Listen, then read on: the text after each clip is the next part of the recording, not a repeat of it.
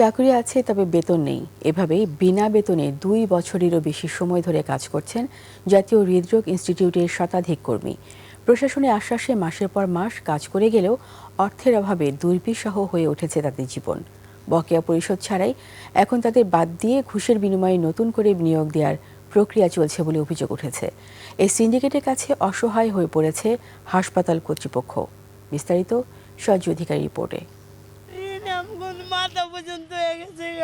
এই কান্না, এই কষ্ট আর আক্ষেপ শুধু সীমা খাতুনের নয়, তার মতো শতাধিক কর্মীর, যারা কোনো বেতন ছাড়াই কাজ করছেন জাতীয় হৃদরোগ ইনস্টিটিউট ও হাসপাতালে। 27টা মাস বেতন ছাড়া কাজ করলাম এই চাকরির আশায়। শুরু থেকে নিয়মিত বেতন ভাতা পেলেও 2.5 বছর আগে হঠাৎ বন্ধ হয়ে যায়। বেতন পেনে ভাত খাইতে পারি না।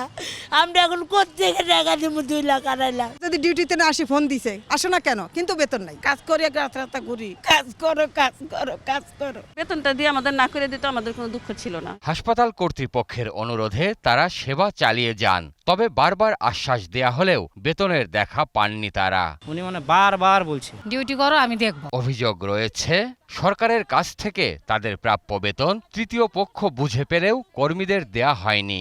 আমাদের বকেয়া বেতন 6 মাসের আছে, কিন্তু এরা অস্বীকার করে। তারা যে আমাদের চাকরিতে নেয় নাই, অন্যদের নিচে, তাদের তো এখনো ডিউটিতে দেওয়া হয় না, আমরাই সেই জায়গায় কাজ করতেছি। রোগীদের কাছ থেকে পাওয়া বকশিশই এখন তাদের একমাত্র উপার্জনের মাধ্যম, যা দিয়ে সংসারের খরচ কুলাতে হিমশিম খেতে হচ্ছে। রুগীরা যদি একটু বকশিস চাইয়ে 10-20 টাকা, এর উপরে আমাদের আসা যাওয়ার ভাড়া, এটাই। বর্তমান সরকার ক্ষমতায় আসার পর নতুন কোম্পানির মাধ্যমে তাদের পুনর্নিয়োগ দেওয়ার পাশাপাশি বেতন ভাতা নিয়মিতকরণের কথা ছিল, কিন্তু হাসপাতাল ঘিরে গড়ে ওঠা একটি সিন্ডিকেটের কারণে সেই উদ্যোগও থমকে গেছে।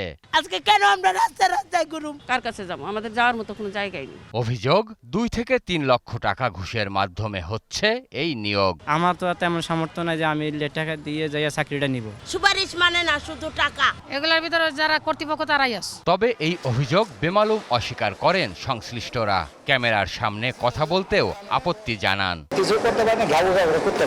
এ নিয়ে অসহায়ত্বের কথা জানান খোদ হাসপাতালের পরিচালক। তারা কিন্তু এখন বকশিসের উপর নির্ভর করে কিছু কাজ করছে, তাদেরকে তারা চলেও যাচ্ছে না, কারণ যাবে কোথায়, কাজ তো নেই। এই দুর্বিষহ জীবন থেকে রেহাই পেতে সরকারের কাছে আর্জি জানান বেতন ভাতা বঞ্চিত কর্মীরা। আজকে কেন আমরা রাস্তায় ঘুরুম?